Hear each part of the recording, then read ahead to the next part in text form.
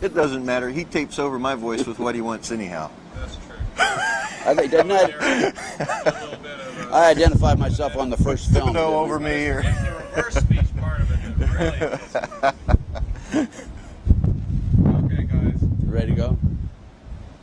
And good day. I'm Ted Gunderson. I have a radio talk show out of the Amerinet Network, Tampa, Florida, 8 to 10 a.m. Pacific time, Monday through Friday. And last summer, the summer of 1997, I invited Chip Tatum to come on my show for a 2-hour interview. Well, ladies and gentlemen, that interview ended up 26 hours. And I had him back recently for another interview, another 20-some hour plus interview. This man is full of all kinds of information.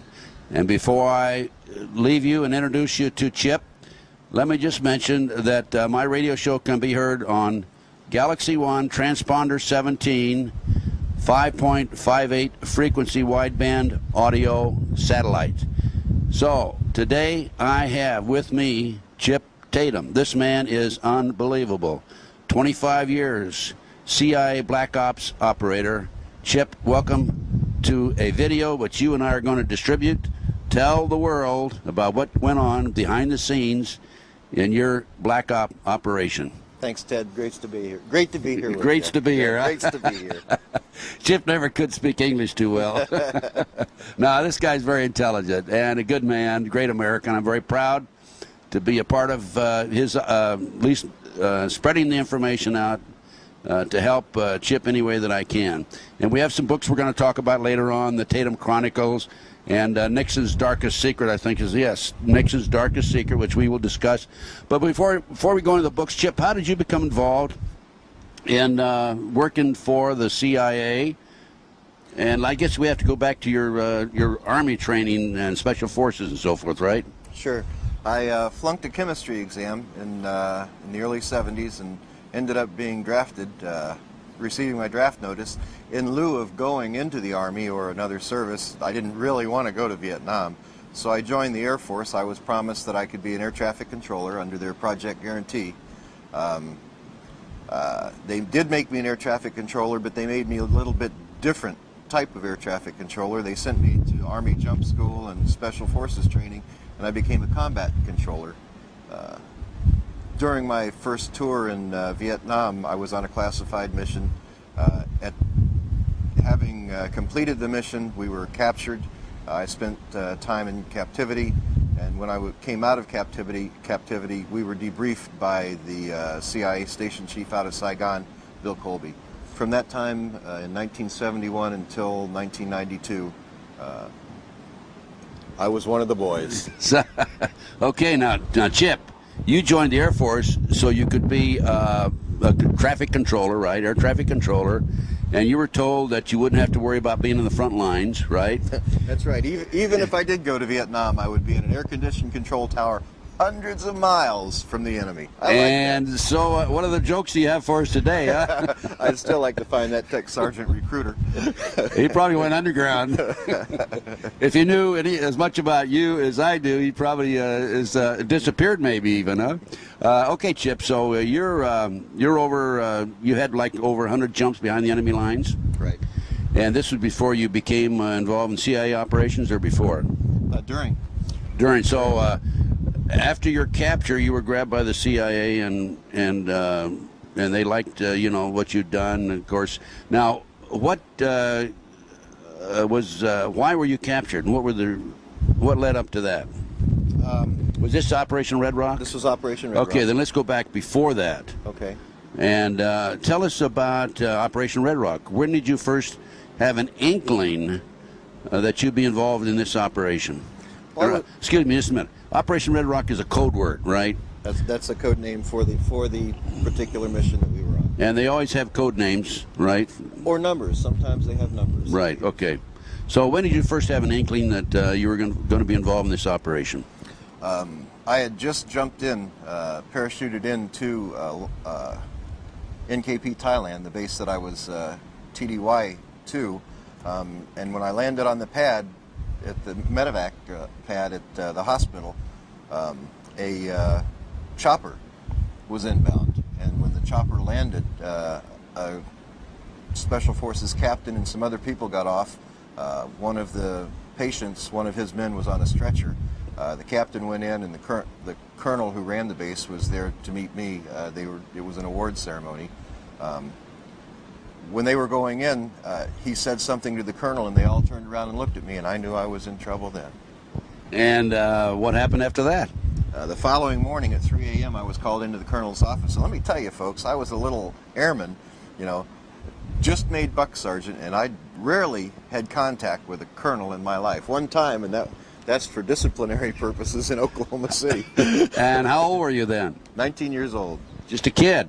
Just a kid. So when they told me I was to report to the colonel, I knew I was dead. I'd done something wrong. Well, not yet. I'd done something wrong, and I was fixing to get it. But Chip, had you had Special Forces training at that point? Yeah. I had spent almost a year in Special Forces training across the United States. Sea Survival School, POW, jungle training, the works. And what did the colonel say to you when you walked into his office? He told me that I was there to join a mission, a team, a joint task force that's been put together for a classified mission, and he gave me the opportunity to talk and let him know how I felt about it. And he said, "How do you feel about this, Sergeant Tatum?" I said, "Well, you know, sir, I'm new in country. I really don't, other than schooling, don't have the experience of someone you need for this. I think you ought to get someone else." He said, "I didn't ask you what you think. I just gave you the opportunity to accept it before I told you you're going anyhow." Okay, so you volunteered, in other words. He volunteered me. Yeah, right, okay. And what happened next? Did you go into training with these people then? With the other crew members? Went and packed up my gear, was on the chopper out of there within an hour. And where did you fly to, and when did you arrive there? We flew about 20 kilometers outside of NKP to outside of a small village where we'd set up a training camp for Team Red Rock. The person that I was replacing was their commo man. He had, on a jump, had broken his leg. And I was jump qualified, I was Special Forces qualified, so I was his replacement. And this was in Vietnam at the time? It was Thailand. In Thailand, okay. Right. And tell us about your training. It was a short 2-week training, really familiarity with one another, because we actually didn't get the mission parameters in until 3 days prior to the operation. We were primarily set in place and worked in the community, seeking out Viet Cong along the border of Laos, so that we could get some tactical training. We also were working and trying to develop tandem jump techniques, because part of the mission, and we didn't understand why we had to learn tandem jumping. That's parachuting with 2 people until the actual mission brief. But we were trying to work out tandem jump techniques, and we did it. And how many people were in training with you at that point? All 13, just the 13 team members. Then we brought in, for each team member, there was a North Vietnamese sapper that was brought in to train with us. They were our prisoners, prisoner of wars that we had captured in battle. And these were the ones that were going to jump with you? These were the ones that we weren't sure why we were jumping with them and working with them. All we knew is that these were the men that we were going to be doing something with at that point. Did you know any of these other crew members before this? No, like I say, I was the only Air Force member of the Air Force, and I'd just been in the Air Force for a year, so no one. And did they know each other? No. And normally that's done for compartmentalization, especially when you're talking about a highly classified mission. The worst thing you can have is a group of good old boys, and there's a reason for that, you know. In special operations, you can't have the influence of a friendship. It can clutter your mind and keep you from doing the mechanical operation that you were trained to do. Because conceivably you could be asked to kill one of your fellow associates or fellow soldiers too, right? They may under come certain to you, circumstances. They may come to you and tell you that he's a spy in the group and he needs to be taken out, and if you're his friend, you're going to be probably more apt not to do it than if you just didn't know him. And did you know the last names of these individuals? No. We all had code names. Mine, although they called me Bulldog in country, The actual code name I was given while I was there was Highway. Why? Any particular reason for Highway? Our captain, team commander, would always explain to us it's my way or the highway, and he'd tell the team that. Well, I was willing to take the highway. I wanted to leave, especially after I saw the kind of things they did. Those guys were crazy. For example? So I took the highway. Well, at one point they were saying how high the helicopter could go and jump without a parachute without getting hurt, you know. Just for fun. I mean, this was an in-country activity, and they had a contest every year where they would take and they just jump out of the helicopter as it was exiting the AO. Well, there were a few guys broke their legs on that one, weren't there? You bet. That's how ready the guy I replaced broke his leg. How high would they go, by the way? Well, I went high, and I was dizzy for about 2 hours. How high were you when you jumped? I think it was about 35 or 40 feet. Oh, you had to know how to roll then, didn't you? Oh, roll. I didn't even know I thought I was stepping out of the aircraft onto the ground, but he'd taken off already. I thought he was just hovering, you know. So much for surprises, huh? Sure. Okay, so you saw these crazy guys training, and you said, hey, you know, I wish I'd taken that assignment back 100 miles behind the enemy lines in the at the airport as air traffic controller. It didn't work out too well. So what happened after that, Chip? We were called back into Task Force Alpha. That was the intelligence entity. That's where all of the intelligence was gathered for the South Vietnam area of operations, and integrated and then passed out. So anything that comes out of Task Force Alpha has to be the correct information. Everyone accepts that as being authentic and on target for our intelligence. We were called back to Task Force Alpha. We met for our actual mission briefing. When we went to sit, the colonel called the room to attention, and in walked a general and a couple civilians. We'd already been told that there are a lot of suits around, and that just means CIA in the area. A lot of activity, suit activity, so we knew something was up. The man who actually briefed us, we nicknamed Mr. Peepers because he looked like the Mr. Peepers from the screen. Bill Colby. His name was Bill Colby. And he was station chief there for the CIA in Southeast Asia? And actually, the CIA does not operate in a arena, was not allowed to operate in that arena as the CIA, so his actual designation was Ambassador Colby, attached through the embassy in Saigon. You know, political officers are political officers, and that's how they get away with that. Yeah. So this was the night before you jumped on your mission? It ended up being 3 days before we jumped because we had some weather delays on the mission. The other man that was with him, the general from Washington, was General Haig. Alexander Haig. That's correct. I know him well. As a matter of fact, I interviewed him in the White House on occasion when I was with the FBI. That's another story. I'll tell you that one someday, folks. I never have revealed that to anybody about my interview with General Haig. And then I saw him years later at a banquet, State Department banquet, and I walked up to him. By the way, I read him his rights when I went in the White House. I said, you have a right to remain silent, you have a right to an attorney. And I met him at a banquet years later, State Department, and I walked up, he gave the speech. It was, you know, a social affair. And I introduced myself. Oh, he says, I remember you. He says, are you going to read me my rights today? He's pretty bulletproof. Yeah, he is. Go ahead with Alexander Haig. So Alexander Haig and Mr. Peepers are there, Bill Colby, who later became director of the CIA. Right. And what did they tell you? They explained to us that the reason General Haig was there is that he was the assistant to our national security advisor, Henry Kissinger. Kissinger worked directly for the president, and the president had decided that it was in the best interest of the country and of the war to see to the end of the war as quickly as possible, and Operation Red Rock was one of those key elements to that. They needed to get the foreign nations, Laos, Thailand, Cambodia, more involved on the offensive level rather than in a defensive posture in the war, so that we could start extracting troops out and leave the arena. What we needed to do was jump into what they had planned for us to do was jump into one of our allies' countries, dressed as North Vietnamese sappers. That's why we were working with these other sappers. A sapper is what, a prisoner of war? No, a sapper is a Vietnamese communist soldier.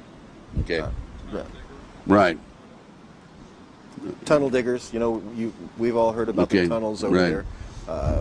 Guerrillas. I mean, a true guerrilla. Very well trained. So these sappers are who we were actually going in with to Phnom Penh Airport in Cambodia. The reason it was decided to do this was Lon Nol, the CIA-placed premier of Cambodia at the time, was still fence setting. He just wouldn't get in a heavy offensive posture against the Chinese-led armies of North Vietnam. He was sitting on the fence, so we decided if we went in as North Vietnamese sappers and totally destroyed the assets on the airport, which were primarily supplied by the United States anyhow.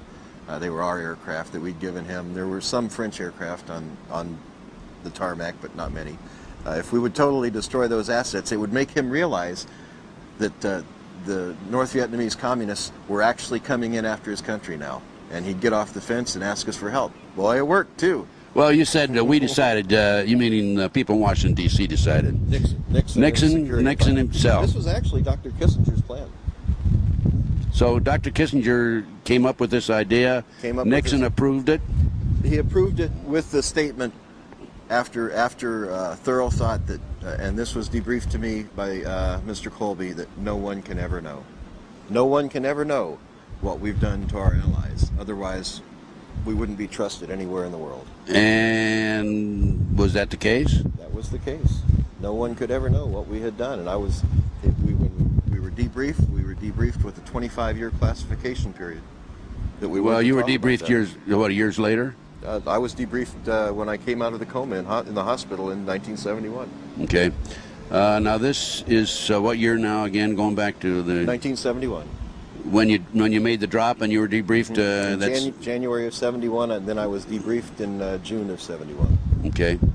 Okay. So you made the drop with the sappers, right? Made the drop. It was a night jump out of a C-130. Night drop in. Just south of town. We made our way into Phnom Penh. We rendezvoused with our transportation. Our transportation was provided by Montagnards. Mountain men? Mountain men from Vietnam, special forces trained.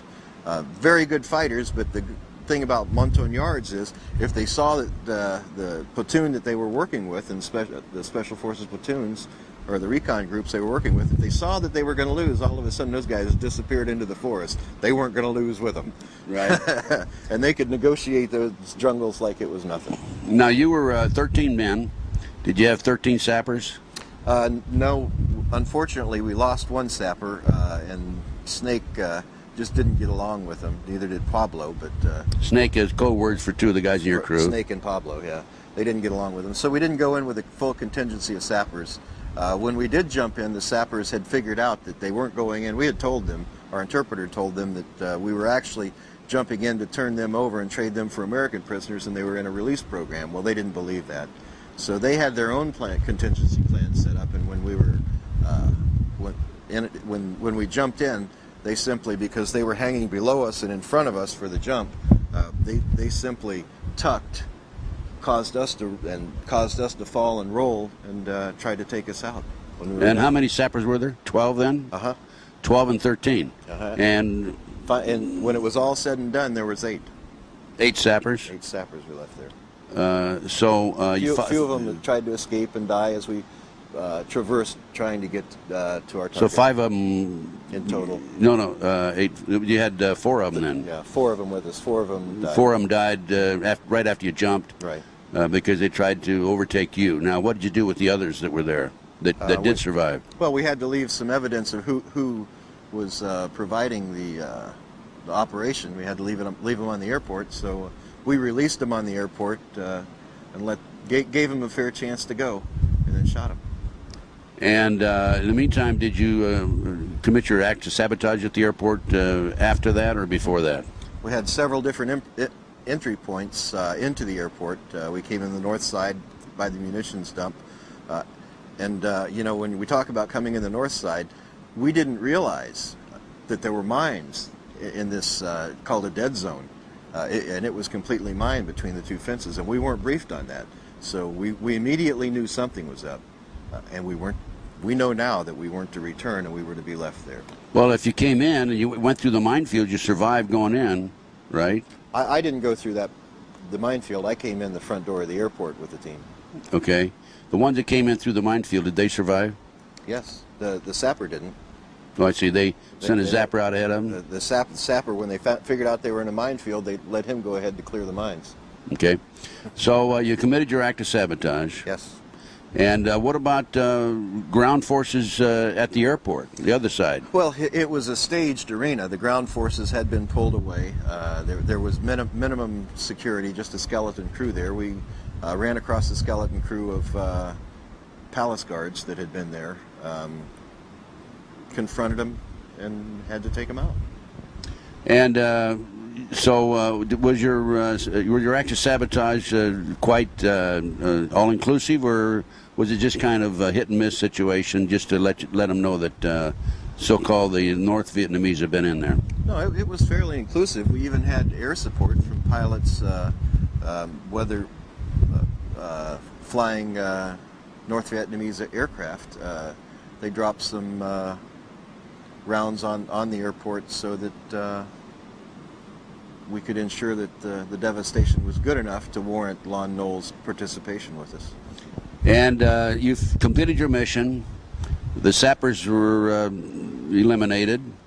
You left. How many survived coming out of there? There were 13. Every one of us. Every one of you survived. Every one of us walked out of that encampment. Weren't they worried about one of you going and being identified as an Anglo at the airport, even though you're dressed in North Vietnamese uniform? And there was a contingency for that. We had what's called slap packs. It's a napalm-filled container that we could pour the napalm on the body and pop a magnesium grenade, whiskey peat, and burn their body right there. So they're the not recognizable then. Sure. Yeah. Okay, you got out, and what happened after that? How'd you get out of there? The Montagnards, who were tasked with the transportation, we had a rendezvous point. We met. We exited the area of operation and started heading north out of town. We knew it was 15 to 25 miles to the northeast of town was our rendezvous point where we were to be picked up. But that, it's not like the interstates we have here. These are little roads.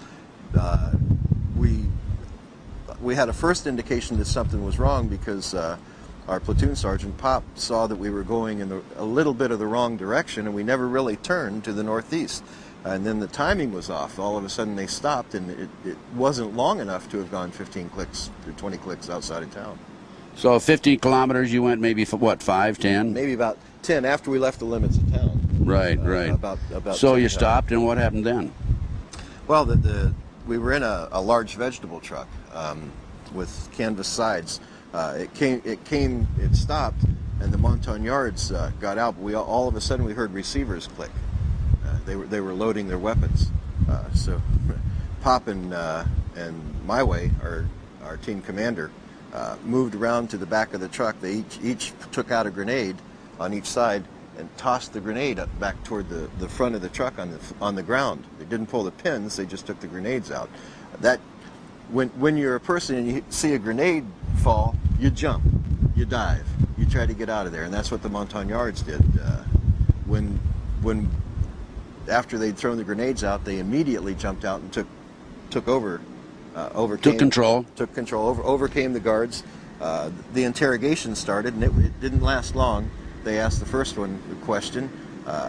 When he wouldn't answer, they shot him. They asked the second one the question, and he answered anything we wanted to know. And then you shot him afterwards? No. You didn't? Okay, so I won't go into that. Okay, now, did you find any situation there, any contingency situation in looking around?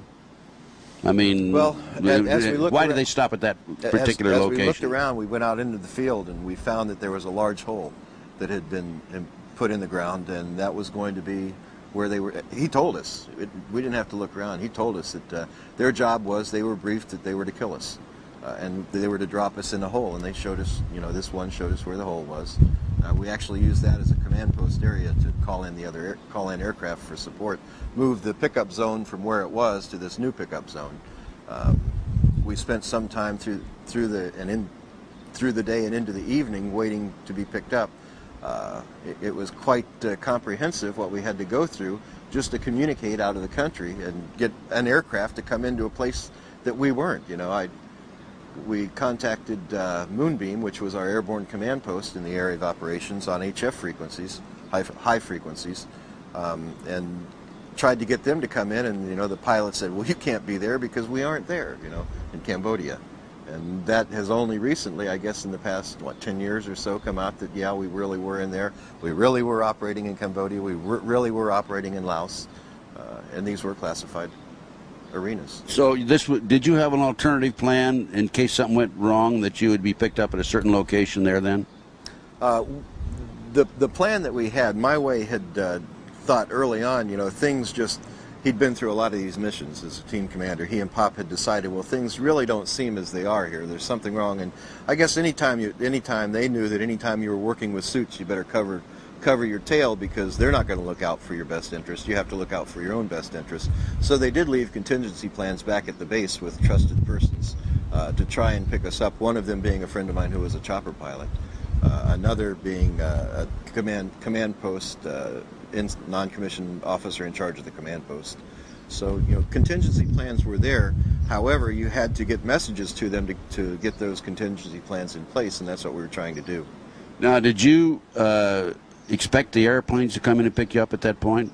Yeah, after we talked to them, we finally got clearance for them to come in. One aircraft even came in and circled the LZ ahead of time, making sure the area was clear for the chopper to come in. Then the chopper came in, but from what I was briefed by Mr. Colby, as the chopper was coming in, the colonel who was involved with the operation from Task Force Alpha had caught on that we had a contingency and we were being extracted out of the area. He didn't want it to happen. He was promised a star if we didn't come back. Now, you're telling me you had your own contingency without the colonel knowing about it, and he found out about it? You bet. He found out about it. You are clever, aren't you? Not me. My Way and Pop, Ted. My Way and Pop. My Way and Pop. They were wonderful teachers. They could see ahead. And Pop has severe brain damage today from that. You still alive? Still alive, yes. And so Chip, you have this one location you're supposed to be picked up. Were you smart enough not to go and wait there? The original location or the original? No, we never went there. Okay. There's no way. You went to the new one. After that aircraft came in, when the chopper was inbound to us, we had decided that, well, here comes our aircraft, but they were contacted over radio. It was a rescue aircraft, a King aircraft coming in. They were contacted that there were actually sappers had taken over Team Red Rocket. Remember, we were dressed as sappers. We didn't have any U.S. uniforms. If we had been caught in country, we'd been prosecuted as spies because that's against all international law. So here we were, dressed in sappers in a foreign country, talking to these aircraft. I was controlling them down. As a combat controller, that's my job, bringing them into the LZ because it was a very small area. Bringing them in, knowing that we were going to leave. I mean, my heart was pumping, the adrenaline was flowing, I was tired, I was hungry, but man, we're getting out of here. And all of a sudden, the door guns on the Jolly let loose. I was when I was debriefed by Bill Colby. He said the colonel had called them and said that Team Red Rock had been overcome. It's actually sappers, and protect yourselves. And they saw sappers. Remember, this is the man who runs the intelligence entity for Southeast Asia telling him this. So they fired. And how many did you lose there? 2. And how did what? I mean, they didn't come in and clean. So you're down to 11 now. Down to 11. They actually had called in. We lost 2 men, and but we had to return fire on the aircraft, shooting out the rear of the aircraft rather than shooting at the pilots because we didn't want to hurt our own guys. You know, Did the plane go down? No. We shot. Look, from the smoke and everything, it looked like maybe some hydraulics were shot out on it or something. We weren't sure. At any rate, they left the area, but they called in some air support to drop on that LZ. Bombs? Drop napalms on it. So we got out of the area quick, and as we were exiting, the sky lit up in the LZ. But until you got out, you'd lost 2 men. Then you had to leave them behind. Had to leave them behind, using the slap packs so that they'd never be identified. Right. Okay. So there's 11 out. Mm-hmm. What did you decide to do then? Well, we decided we would be best to try to make it across country ourselves. trust no one. And that's the way these guys operated. You know, we had some of the best on that team. I was just a kid. I was a victim of circumstances in there, and I mean, I had never engaged the enemy before I had gotten on Team Red Rock. But I engaged the enemy almost hourly after I was with Team Red Rock. We traversed across the country going toward South Vietnam, toward the Cambodia-Vietnamese border. You're still in Cambodia? Still in Cambodia, trying to make it to the border. And you have to understand, Cambodia was a refuge for the North Vietnamese. They could come into South Vietnam, they could attack, and then they could pull back across that border. And we weren't allowed to come across that border into Cambodia to attack them, to take them out. So they could resupply, they could rest, recuperate, R&R, whatever, and then come back in. It was a very difficult position. And that's why Nixon wanted to deneutralize them, right? Sure. So you could go after them in Cambodia. Well, and maybe the and so Cambodian the countries, would, yeah, sure. could go after them too, right? Yeah. Okay, so how many kilometers or how many miles did you have to go to get to the border? Well, we didn't have maps. We had no idea. We know that, well, it was from Phnom Penh all the way to the border. That's 200 miles. It took. We were out for weeks trying to work our way through the jungles. We'd come across some teams, routine patrols, and we'd either evade them or we'd engage them. One Right. of the two. No, how about eating? How about food? Food was pretty easy to get. You know, as a survival, we'd come across villages too, and we get food from the villages. But You must have shocked the heck out of the villagers then, huh? no, we were still dressed as sappers. I see, yeah. But I mean, you know, you're a white man, right? Well, you know, we were Did were you have thin. slanted eyes? We were thin, and we did have team members who, the one called the Kid was CIA, and he was Vietnamese. So you know, it wasn't that we didn't go into the villages ourselves. We'd stay back in the shadows of the forest area, and the Kid would go in and talk to him and get the food. And so you know, it wasn't. Did he survive, the Kid? No, the Kid did not survive. Okay, but okay, so you made your way across some maybe 200 miles, and how close were to you? within 4 miles of the border. Oh, you're kidding! And then we saw some F-4s circling the area. Looked like they were trying to get into an area, but there was a AAA artillery site, anti-aircraft artillery, firing on the F-4s, and you know we still had some munitions left that we could take them out with, some C4 packs. So we decided, hey, you know, we'll just take this out, and that was probably our greatest mistake. We didn't realize that we were in the middle of almost a battalion-size contingency of North Vietnamese. Battalion size being how many troops? I have no idea. I know that as we counted troops and as we passed encampments, easily over 2,000. And here's 11 men trying to survive 4 miles from the border, and you decided to take this anti-aircraft. Blew it to hell and back too. I guess you did, but that was a mistake because that brought a lot of undue and unnecessary pressure on you, and obviously they started looking around for, hey, where'd this come from, right? Yeah, and as we'd walk across patties, the patrols would be coming one way, and you know we dressed as sappers, you know, using didn't have U.S. Munitions with us. All of our munitions were Chinese AKs and so forth. So we would be traversing one side of the patty while this other team would come across, and Kid would be there and salute them, you know, and hail them, and we'd just keep walking, you know. But however, one time we came right up to the forest area, and we came face to face, and here's this kind of face looking directly into a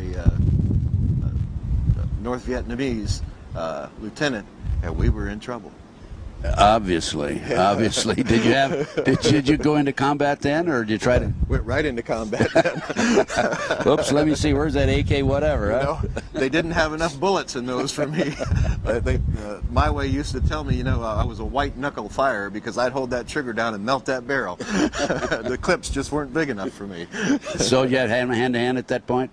I had hand to hand. I'd melted barrels. We actually ran out of ammunition. We had to overtake other patrols to restock ourselves. I mean, these guys were good. They were the best, Ted. They were true American heroes, doing their job as best they could. Don't you think there's someday, Chip, that we can honor these men, but there's no way of knowing their last names, is there? Well, you know, Pop knows a couple of them, and I think that someday he may be willing to do that. He does have severe neurological problems. He's able to talk. He knows me.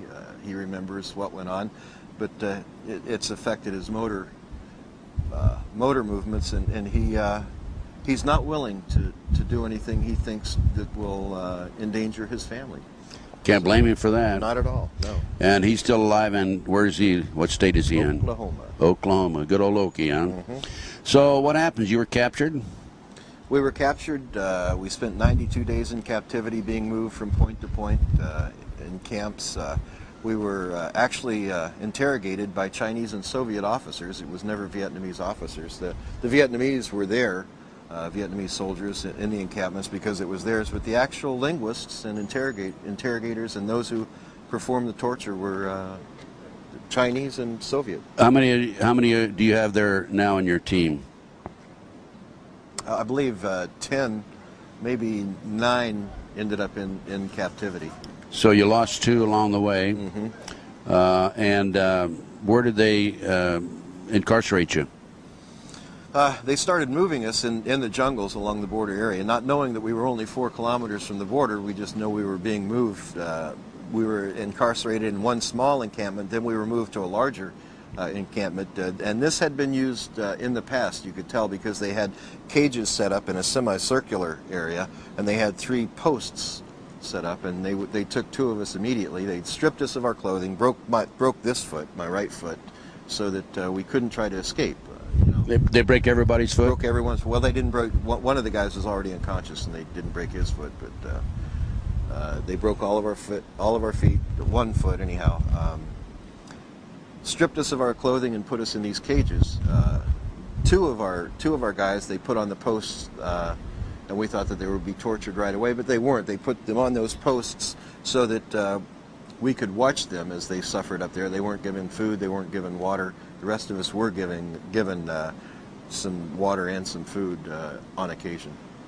And when you say put them on the post, they tied them to a post out there where you could see them from your cages. Mm-hmm. And who interrogated you? Say a Russian and a Chinese officer?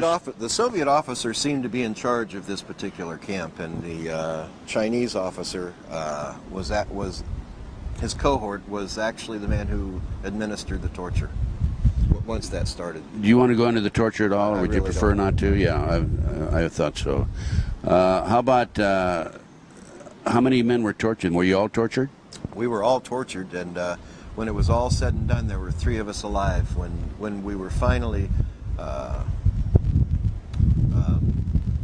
released, I shouldn't even say released. You were rescued, actually. We were rescued by a Marine Recon Patrol, and boy, I'll tell you, I love those guys. I guess you do. All you Marine Recons out there, aces up, buddies. That's the only reason I'm alive today. Well, so there are 3 of us survived. So 13 came out of the Cambodian airport. You lost 2 from friendly skies, mm-hmm. friendly fire. And then across the jungle, you lost 2 more, mm-hmm. and now you're down to what, 8? Had 8, and we ended up losing the Montagnard that was with us, that we'd pulled with us. he was ready to start squealing and tell who we were, so we decided loose lips sink ships from the old briefing days, so they just took him out. We took him out ourselves. Okay, this is before you were captured then? No, after we were captured. Oh, did you? Okay. We were bringing him back to put in front of that colonel before these guys did to that colonel what they intended to do to him. Okay. So can I mention the colonel that you had a medal on his, a religious medal on his? Our captain. A captain had a religious medal on his around his neck. Had a St. Christopher medal. I think that's right. I'm not sure, the medal of travel Catholic, or something yes. like that. And they just, if I can mention this, just one thing. One of the tortures that they did was skin him alive, right? Skinned him alive. Right. In front of the rest of you. Put him in a configuration like a cross as a Christian, and skinned him alive in front of us. Held knives and bayonets to our temples. Required us to watch it. If we closed our eyes or tried to turn our heads, they'd start pushing in. God have mercy on his soul. Tragic. Then, so you're rescued. And there was a fight there at the camp between the Marines. The Marines didn't know we were in the encampment. They came in. They were mapping the area for Lamson 719 was the mission number. They were just simply in there mapping the area, and they were told if they came across any prisoner of war, do what you need to extract him. So they were actually found out by the guards, and a firefight ensued. Our guys won, and 3 of us were left alive after that. However, one of our guys from a Chinese officer had a stomach wound. That was pretty unfortunate. He was a good Kansas kid, you know. He had a stomach wound, and I was told when we were debriefed that he later died from that wound. We had gotten out of the cages and started running for the jungle, and I recall seeing one of the young Marines go down on a knee, level down on me, and I was running. My weight was on my right leg, and he shot a ricochet. It wasn't a full force bullet. A ricochet hit me in the leg, bent my leg backwards. I tumbled, and I'm also told that a grenade went off, and it hit me in the back of the head across here. Pretty good scar back there right now that rendered me unconscious and caused a lot of swelling on the brain. So I was air evac'd from Saigon. I was air evac'd into Clark Air Force Base in the Philippines. Well, did the Marines, if he was firing at you, didn't realize you were an American? We were American. They didn't know we were there. And at what point were the Marines aware that they had some POWs on their hands?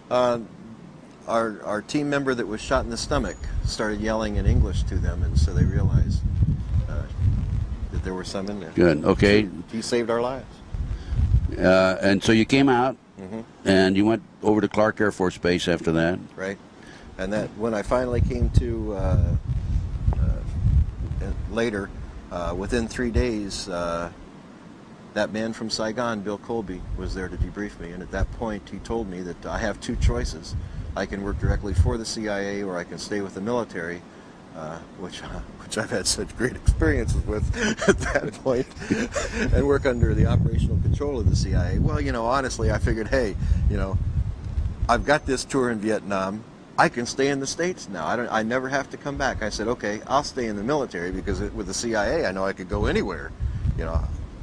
But I had a government commitment still, so I said, I'll stay with the Air Force. You guys can control my assignments. Little did I know that I'd spend more years back in that arena, working later for a company called Air America. In the debriefing session, if you can tell us this, were you informed of the fact that as to who put the orders out that none of you should return, none of you should come back alive? He told me that it was Nixon gave the order that no one can survive. And Bill said that when he got that order in, Haig and Kissinger disagreed with it, but the orders came from the Commander-in-Chief himself. So he had to plan the contingency as such. He said, but Sergeant Tatum, I planned it so that I knew you guys could overcome this obstacle. The 2 mountain men. That's right. But we just didn't have a contingency for the rest of it. Nothing you can do. When you have a United States Army colonel and United States Air Force colonel both become traitors to their country. Where are these colonels today? I don't know. Okay. So much for that question. That's the safe answer. I wouldn't put money on that one. Okay. Anyway, so be it. Let's leave that as is. You come back, you go to work for the Air Force on a contingency plan to also work with the CIA, right? Operational control. All my orders at that point would be controlled by the Central Intelligence Agency. They would work through... actually, the position that they used to work to gain movements, as I would receive orders and see who signed the orders, was a person who would be seated as the Deputy Director of Intelligence to the Joint Chiefs of Staff. And most of the orders that I have, you'll see, I have, they may be in there, one of them may be in there. You'll see that this person is the person who would sign those orders through the years and actually move me from one place to another. At one point, that man's name was Colin Powell. So what was Colin Powell's rank at that time? I think he was a 2-star general at that time. That position was a 2-star position. So in essence, you actually went to work for the CIA, even though you were in the military. Even though I was status. In the military, and pretty illegal. You know, you can't. We couldn't draw checks from 2 entities, double dip. But our operational efforts were all controlled by the CIA.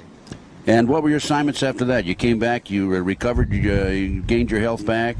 When you were being taken care of physically and regaining your health, was Pop with you, your friend from Oklahoma? No, he had been sent straight back to the States. His head wounds, he received head wounds also. They were so severe that he had to go straight back to the trauma and care center. So that was the end of your relationship or association with Pop? Until later years, yeah. Until later years, okay. Right. You've been in touch with him since then, okay. But right now you're going to work, you're still in the Air Force, you're going to work for the CIA. What were your assignments? One of the assignments, to give you an example, I was moved all over the place. I was sent down working, because it was such an intense mission and there was a lot of knowledge on my part, the orders were they wanted to hold me close to the White House, so I was actually... Weren't they afraid you were going to talk? Well, that's what they wanted to ensure, you know. If they just gave me open movement, it's one thing, but they kept me under very tight reins. I worked at Key Biscayne at Homestead Air Force Base in the White House down there. I was in charge of the receiver site for Air Force One when they would come in. In addition, was Nixon the president then? Nixon was the president then. Weren't you a little nervous over that? As a matter of fact, myself and my NCOIC were going out to the control tower to bring in Air Force One at one point, and he had made a mention to the Secret Service as they were checking badges of personnel going in, saying, he said, "Can I see, what are you doing in the area?" And the Master Sergeant said, "Oh, we're here to see the crook." We found ourselves face down with the Secret Service, and then when they got our credentials, they said, "What are you guys doing talking like that?" So little did they know, huh? Well, he was just joking, you know. Yeah. Little did they know that Nixon had given the order that you were not to return from an assignment. And I never told him that, you know. Right. I had never told my NCOIC. I kept my lips closed and zipped for all 25 years, and in 1996.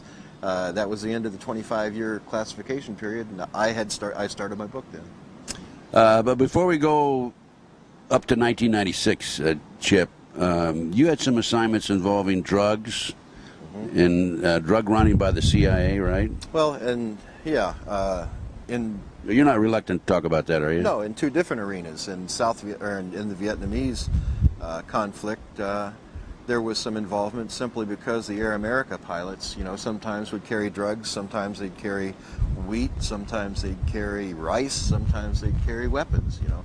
It was various cargoes that they'd carry. And my job when an aircraft went down, primarily because they were carrying crypto gear, communications gear that was secret and had codes on it that couldn't be gotten by the enemy. I would have to jump in, I'd retrieve this crypto gear, and many times retrieve the precious cargoes that was on board, heroin sometimes, and see that it was extracted. Air America being a CIA air operation. CIA air operation, yeah. So you had that in Vietnam, and then you came back and you went to work, you were involved in... Actually, when Nixon went to Peking, I was involved in that. Okay, tell us about that. I was sent ahead of him into a place called Guam. I controlled the aircraft across, and then I was moved over closer. And what year are we now? That was, I think, 72. Okay. Maybe 72. So you went to Guam. You were to control the air traffic. Controlled the Air Force One across, and then we were also one of the primary communication stations. I was moved to a place that we use today, even as a primary commo spot, and I can't give that place away, but it's very close to China, to the Chinese border. Then we were moved there to maintain contact in case there was an emergency, so we could put fighters in. And but that was it. I mean, basically, you were just guiding the plane. I mean, keeping the lanes open so no other aircraft would be in that air lane, right? We'd keep aircraft 25 miles from Air Force One. We'd have two fighter aircraft in front of Air Force One, two fighters to the rear, and have rescue aircraft up in different locations along the way. And, okay, there's nothing unusual about him going to Peking, though, was there? No, nothing at all. Okay. Other than he's the first president, you know... To go to China. Right, and now going along with him with open access was Dr. Kissinger, so... Right. Okay, let's go back to your CIA activity in South America, in Central America? In 1978, I actually left service of the government. Bill Colby had, being my handler, had moved on in the early 70s to Washington to take a position, and ultimately became the director of the CIA. He maintained, because of the sensitivity of what I knew from that mission, he maintained direct control over me. And when he passed the baton on to the new director of the CIA, that new director called me back out of the field. I was in Yugoslavia at the time. Colby debriefed me, and Mr. Bush rebriefed me. And he was explained during the briefing and debriefing that I was loyal, I was a good man, and anything he needed, I was a trusted entity, and he could count on me. I had no problems with that. Bush was head of the CIA at that time, and he personally debriefed you? He personally in-briefed me as his personal... In-briefed me, yeah, right. Mm-hmm. As one of his personal assets. Right. So that was my first contact with the man who would someday become president. Bill had become a good friend, Colby, through the years, and worked with me, trained me, taught me the ropes, and he told me, he said, Chip, you do have some enemies in Washington. You know that Haig and Kissinger are very powerful men. Nixon's a very powerful man. You need to be sure that maybe you need to leave government service. You don't have me up here to protect you any longer. So I did. In '78 I left. I relocated to Colorado, started my family, got married, relocated to Colorado, started a little sandwich shop, and I was in the sandwich shop one day, and in walked these two guys with sunglasses and... Suits again. God, those suits. Okay, you're jumping ahead now. I want to go back out to Central South America. Are you avoiding that, or? No, we haven't gotten to that. You haven't? That really? Was in 1980 when I was reactivated. Oh, in 1980 you were reactivated. Okay, Right. so you go to Colorado, and all of a sudden, two guys with suits walk in with sunglasses, and what do they say to you? They say Bulldog, and I just thought, oh no, and I didn't answer. Then they said Pegasus, and that was the code name that I was given. So I knew, I didn't know who they were at first, but when they used Pegasus, I knew I was toast. Right. Pegasus was a code word used for your operation. Right. You personally? That was my code name. Okay. So I was told that my new assignment was to go to a place called Fort Campbell, Kentucky. But you were out of the service then. As a reserve officer, you're never really... No, you're in the reserve? In the reserves, right. Okay. I was reactivated. I was sent to a place called Fort Campbell, Kentucky. They decided, after the problem in the desert, trying to get the hostages held in Iran, where our aircraft all went into one another, that they needed a task force set up for anti-terrorism. So they decided they'd put together an aviation task force at Fort Campbell, Kentucky. They took CIA assets, CIA officers, they put them under the control of the National Security Council, and they built this new unit called 160th Aviation Company that really wasn't on any of the military TO&E equipment lists. So there we were. Another covert operation. Another covert operation building itself in Fort Campbell, Kentucky. During the time from 1980 through 1984 that we were building that unit, testing different techniques of flight, testing different flight platforms. A lot of them I can't talk about. We get into some heavy losses because we were doing things that never were done with these helicopters and other aircraft that we were flying. And so on one particular occasion, we lost one of our unit commanders, a major, flew into some high power lines during a nighttime exercise. He was killed. His co-pilot, a warrant officer, had his legs cut off.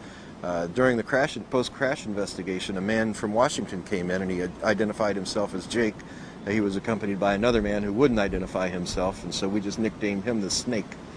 Jake the Snake. Jake and the Snake. That's who was there. He was a pretty slimy guy, We would later find that Jake was a person who was attached to the NSC, and his actual name was Oliver North. And that's your first contact with Ollie North? That was my first contact with Ollie North. And so what happened after that? We had, the United States government had pushed for a little rebellion down in Central America, a place called Nicaragua. They had pushed and helped organize a group of rebels called the Contras. They talked them into fighting against the Sandinistas. I don't know why. I have some ideas why, but I won't get into just my ideas because I don't know why, other than someone thinking that it's a terrible thing that a country have its own sovereignty and not do like we are. Have this and not be ruled by the CIA. Right. At any rate, the CIA promised that they would fund and they would back this rebellion, but a man named Boland came out with an act in Congress that after we had set this thing up and it started, the war was in full swing down there, didn't allow us to support them any longer, except in a humanitarian effort. So the next thing I knew, I guess because of my contact with the then Vice President of the United States, who actually oversaw, by National Security Decision Directive Number 2, actually oversaw all intelligence operations. George Bush. George Bush, having been personally handled by him, and him knowing that I was reactivated and working in this Special Operations Unit in Fort Campbell, Kentucky, they said that we want you to go down posing as a humanitarian down there. And in the briefing with North, I said, what do you mean as a humanitarian? He said, you're going to be a medevac pilot now. You're going to fly medical aircraft into these Contra camps. That's humanitarian. It's allowed. And you'll serve, in the briefing he said, you'll serve 3 entities. You'll serve the United States Army as a medevac pilot. You'll serve the United States Embassy through the military office. And you will serve, and that was CIA, that portion. And you serve the Pegasus operations, that we'll call it, because of your code name. And Pegasus operations are directly controlled by the NSC. Now, was this North give you this briefing in Colorado when you walked into your shop, or was this later? No, this was much later. This briefing was actually done in Fort Campbell, Kentucky. Then the next thing I knew, North gave you the briefing there? Right. So North walks into your shop in Colorado, says, "Hey, come on." No, two agents walked into Oh, the it wasn't shop in North. Colorado. I thought No. Jake was North. No. No, okay. Well, Jake was, but Jake and the Snake came to a crash investigation where my commander had gotten killed. I see. Okay. At Fort Campbell, Kentucky. Right. So the people that walked into Colorado, that was not They North. were just a couple agents coming in to let me know I'm going back to work. Okay. All right. And then you were briefed by Ollie? I found that they were actually NSA. Okay. So You want to explain what NSA is? National Security Agency. They do a lot of the background checks and everything in the United States. A lot of the spooks who listen to everything that's said here is NSA. Right. The communications mainly is their job. Like wiretaps and keeping track of all of us via the telephones, and that's their job. So you're in Fort Campbell, you're given this assignment, you're going to be flying in and out medical supplies, right? And where are you flying these medical supplies out of? Out of the Contra camps. When I finally went down posing as a medevac pilot, we went into the Contra camps. We'd always take coolers in. Usually the coolers going in were C4, explosives, grenades, things like that. And we would bring medical supplies out, and those medical supplies we would bring out in these coolers, big 124 quart coolers, was actually packages, bricks of cocaine. Okay. Did you actually see this? Actually saw it, actually tested it. And where did you do this? We did field tests right in our medevac offices in Pomerola Air Base. So before you put it on the plane, you tested, make sure it was real cocaine? No, we tested them on several occasions. We didn't test every package, but some occasions they were delivered to our operations headquarters at Pomerola to take to an aircraft at a different location to fly out of the country. And whenever that happened, I would actually do a field test on it right there. On occasion, when I could get away with it without anyone seeing me, I'd do a field test on the aircraft. That was pretty hard to do. Chip, you're flying out of what airfield in the United States? In Honduras, we were flying out of the Contra camps into 3 airfields. One was San Lorenzo, one was Pomerola, and the other was in the northern part of the country called La Mesa. From there, the coolers were picked up by C-130s, C-141s, or civilian 123s. C-123s run by a company called Corporate Air Services out of Ilopango Air Base in San Salvador. Corporate Air Services also being CIA. CIA. And they were flown back into the States, I would find on a meeting on March 24th, 1985, that there were actually 3 different legs that stuff was moved on, and those legs were into Ohio, into Colorado, and into a little place in the center of the country in 1985 called Arkansas. What airfield in Arkansas? I know that there were 2 airfields in Arkansas. One was Arkansas Air Force Base, and the other one was a place called Mena. And how about in Ohio? Into Dayton, Ohio, and then in Colorado it was into Lamar, Colorado, and Pueblo, Colorado. So you learned that the drugs are coming in then? Oh yeah. Cocaine? Yeah. On CIA planes? Everything went through Panama, and then from Panama it was distributed out. Were they CIA planes or military planes? Military and CIA. Both, huh? Yeah. Now, you tested it personally. Do you have any documents that would indicate that this is so? Yes. Oh, you do? Yeah. I had no idea. Of course I did. Of course I did.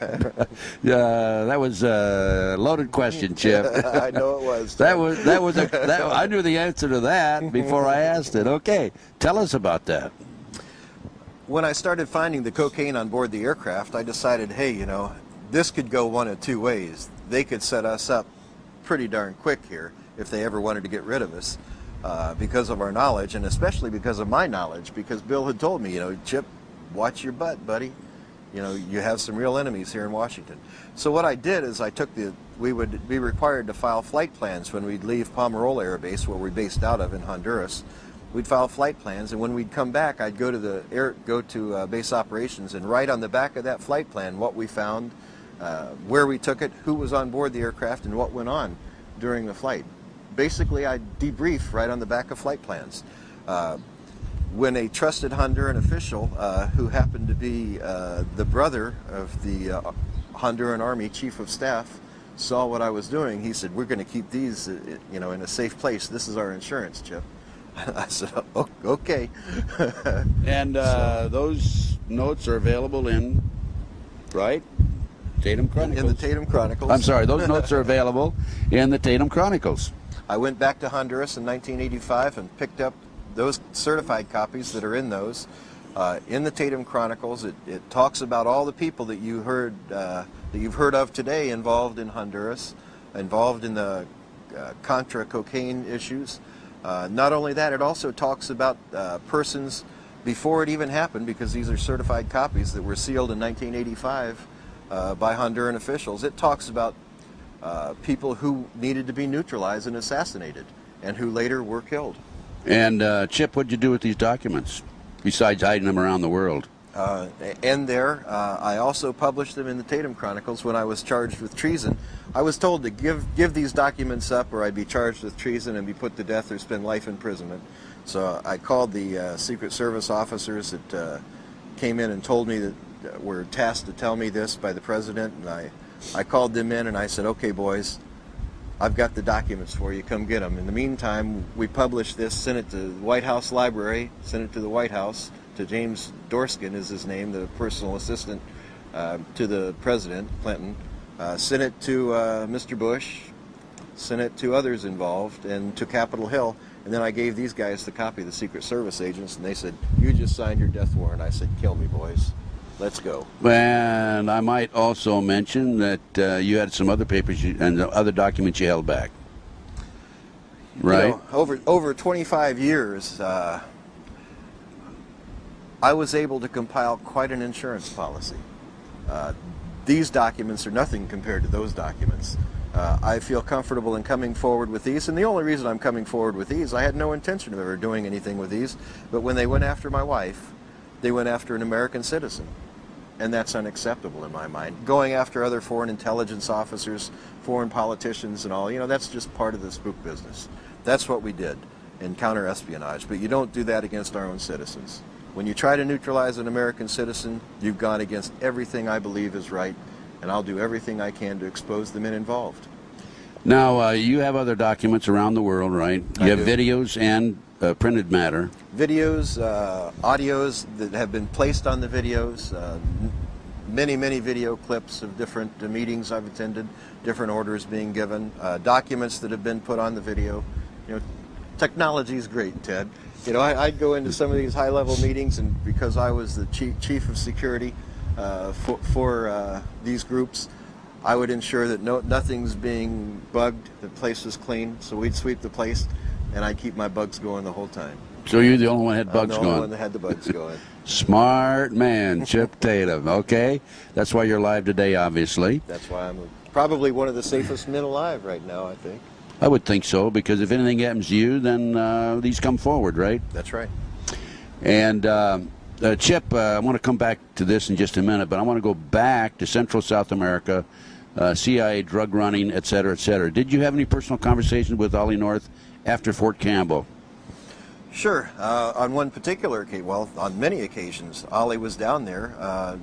I also called him through White House Switch and told him that I found drugs on board the aircraft. I said, Colonel North, what is this? We have drugs on board these aircraft. What are they doing on the aircraft? He said they were, evidence bound for world courts to prosecute the Sandinistas. How many tons of evidence did you have? 8. 8 tons? Couldn't they just take a sample? Well, it got worse than that. I would go into these Contra camps, and here would be these large fuel pods that had the tops cut off, and they had they were gelling their own stuff there.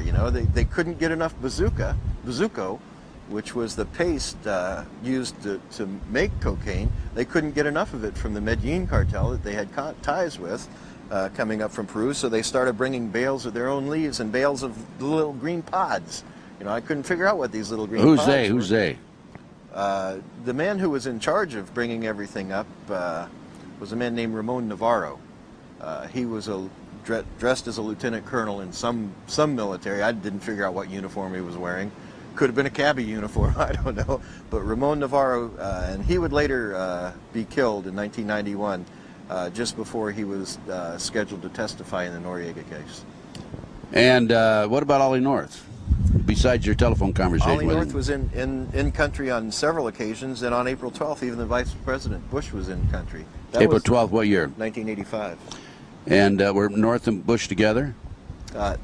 Not together in the same encampment at that time, though. North was there, but...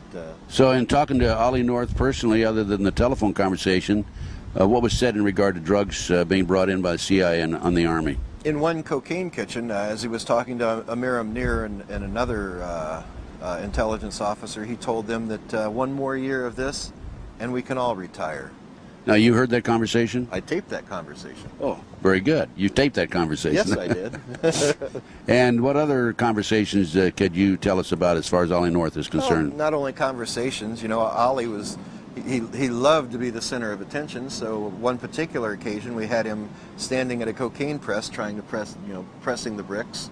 In this Sandinista camp? I don't think so. It was, they called these the North camps because North set them up. And how many such bases were set up?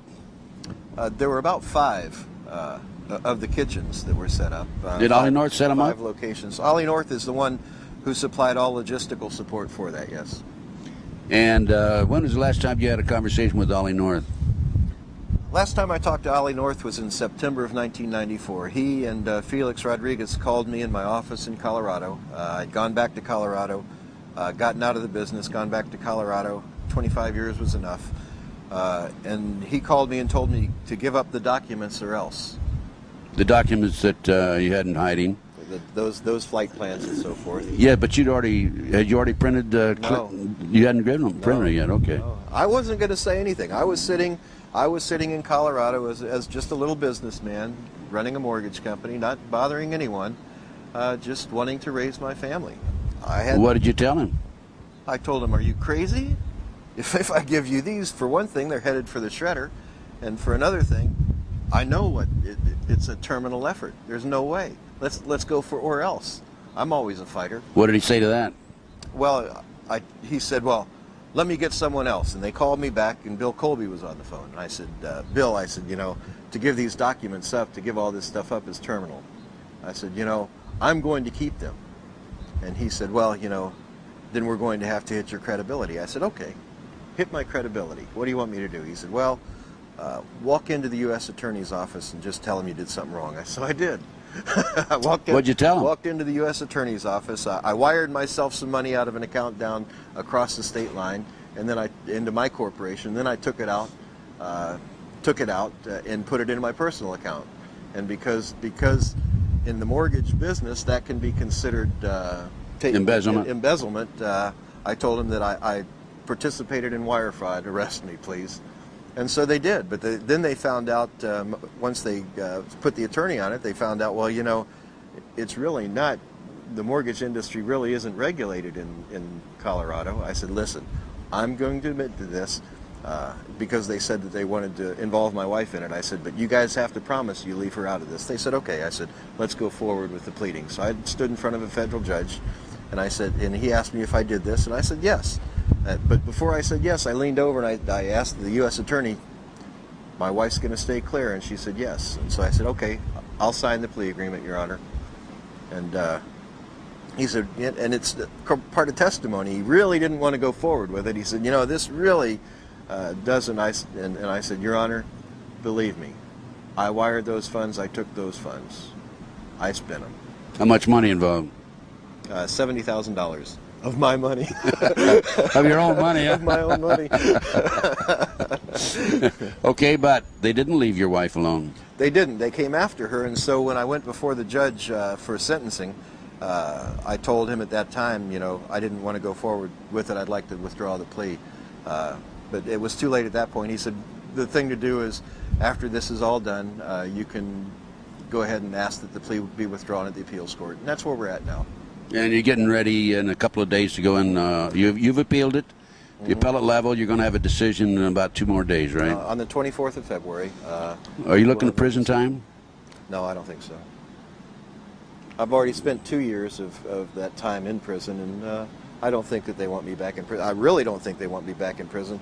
They want you to be quiet. I was due to do 47 months, and the last thing they wanted was me in prison, simply because there were death threats against me in prison, and 2 NSA officers came in to see me when I was in prison at Jessup and told me that the warden advised them that there were people that wanted to kill me from the Mexican Mafia and the Crips and the Bloods, that I had crossed them the wrong way, I'd hurt some of their men. Actually, I didn't. I wasn't offensive toward them. They have their little scams that go on, and I wouldn't participate. So their enforcers, one of their enforcers, I broke his leg, and they didn't like that. So they had a hit out on me, a contract in prison to take me out. And the NSA came in and said, you can't allow this to happen. If you're killed, those tapes will come forward. And I said, that's right. And they said, well, you got to give us the tapes. I said, kids, are you crazy? And it's unbelievable. They send such young kids in. At least they could send somebody mature, you know, that I would have a little respect for. But they send them young and dumb. That's the way they do it. Well, there's 2 factions in the CIA, I understand now. The Graybeards and what do they call the other faction? The snot-nosed Bush kids? Yeah, that's it. Snot-nosed Clinton. Snot-nosed Clinton now, huh? Snot-nosed Clinton. Okay, Chip. So didn't they charge you with treason at one point? Well, yeah. When I was held in prison before the trial that I went through, they told me that if I didn't give the documents up, I'd be charged with treason. And I said, okay, let's dance. And that's when I actually published this, gave them their copies, and went forward and right in the Tatum Chronicles. I mean, the Tampa Tribune caught on to it pretty quick, and did a big article. County inmate faces mysterious charge of treason. Well, you know, they knew they weren't going to be able to go forward with that particular charge, so they had to find something else. So what they ended up charging is... They couldn't go forward with the embezzlement charge, what you're saying. No, they couldn't go forward with that. They couldn't go forward with the treason charge. So what they did is they brought in a man, a lieutenant colonel, who... Not Ollie North. No, Ollie North's campaign manager. Oh, really? Bill Lusinger. They gave him complete immunity. Actually, not complete immunity. He came in, he said, Tatum conspired with me to make a false statement. I embezzled some funds, but Tatum told me I could have them. Got you for conspiracy again. Got me for conspiracy because a person came forward and and said that an overt act had taken place. Well, now he'd been convicted himself, right, He of had been convicted embezzlement. of bank fraud and embezzlement and everything Okay, else. and so what did he do? Make a deal with the government to get his sentence reduced if he come in and lie about it? It's better than that. He was facing 20 years for his stuff, but if he came in and told a good enough lie, he would get 6 months and it would be expunged from his record. Is he out? He actually got 6 weeks, yes, and it was expunged from his record. Oh. And he didn't have to pay back the 80 grand or whatever it was. So he's a rich man. Oh, yeah. Within reason, that is. Chip, before I want to let's continue now with the problems involving the court and so forth. Anything else you want to mention? They came after Nancy, your wife. By the way, let me mention, folks, there's a separate interview with Nancy Tatum, which goes into detail. And we talk about Nancy's new book, Joining Club Fed. Joining Club Fed. And that's worth checking out and purchasing and reading because that substantiates and corroborates what Chip is telling us here right today. Is there anything else you want to mention about the court proceedings? Well, I think the important thing for everyone to know is the United States federal courts are not your friend. They're not, and the United States federal court officers are definitely not your friends, although they would like to let you think that they're on your side. They want to do everything for you and your family, so work with them on this. They're not going to do that. And that's quite evident even today. We see just recently two men were actually arrested on a big anthrax scare. The courts didn't investigate it. They just got from a non-credible source that something was happening, and they went out and arrested them. This is Larry Wayne Harris and Bill Levitt. That's correct. In Las Vegas, Nevada. And now they're finding out that these microbiologists were actually putting together a vaccine for anthrax. You know, they don't think. And I told the new. By the way, I was personally involved in that case. I had interviewed Larry Harris a day before he was arrested on my local talk TV station program, Ted Gunderson Intelligence Report. And the media talked to me after they were arrested. I said, nothing to it. Believe me, it's going to go away. These men are not terrorists. They're talking about defensive protection, not offense. Go ahead, Chip. Well, and that's right. And the court system as it's set up today is not set up as a tool for justice. It's set up as a tool for retribution. Anyone that they want, they can get. And you're going to spend 2 years in jail until you get to appellate level where you have a little bit of a chance for justice to be heard, but never at the district level. Chip, going back to George Bush, how many conversations did you have with George Bush? Hundreds. Hundreds when he was head of the CIA? By phone and in person or both? Not as many, probably about 30 at the CIA, but more post-CIA after 1986. When I was placed into what's called the operational subgroups, where I worked alongside Danish intelligence, Turkish intelligence, British intelligence, MOSSAD. We had groupings of foreign intelligence officers that worked directly under the Vice President and later the President of the United States. Did George Bush have knowledge about the drug operation coming out of Central America and South America? Yes. Explain. Well, he was in one of the camps. It Produced the cocaine. Yeah, but did he know about it? He was standing at a press. George was also, in addition to Ollie. George Bush was standing right at a cocaine press. And did he have a picture of that? In a place called Roos. I have a picture of something. Okay, we won't go into that. So George Bush was aware of it too. Ollie North was aware of it. How about Clinton? Bush was absolutely aware of it, and I can say that because on the 24th of March 1985, William Barr, who would later become Attorney General. Attorney General, know him well, know of him well. William Barr actually called Vice President Bush via SATCOM and talked to him about the loss of over $100 million in assets of the enterprise. And we all know the enterprise today as being the company that, or the operation that Ollie North set up. $100 million? And who got their grubby hands on that? It was decided that there were three entities involved, not one particular person, but Noriega had involvement, that Barry Seal had involvement, and that the governor of Arkansas, who was involved in it at the time, Bill Clinton, had involvement in it. And of the three, Seal has been murdered. Noriega's in jail. Noriega was to be murdered, though, during yeah, the assault. They took the troops down there in '89 to eliminate him, and he survived by going into, I think, a Catholic church, didn't he? Or right. Well, Bobby Hunt, SEAL Team Commander SEAL Team 2 commander had orders to go in and shoot Noriega when he tried to get out at the airport.